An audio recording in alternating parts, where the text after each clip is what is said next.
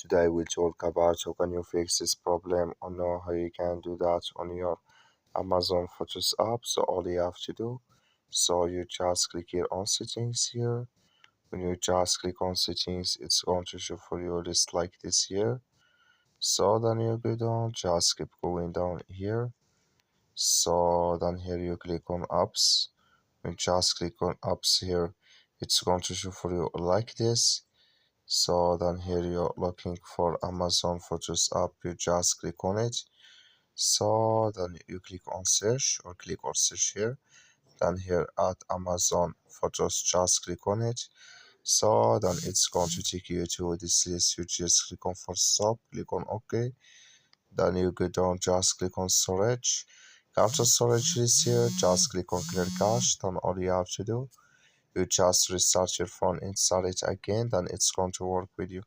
That's all you have to do. Thank you for watching. Don't forget to support us by liking and subscribe.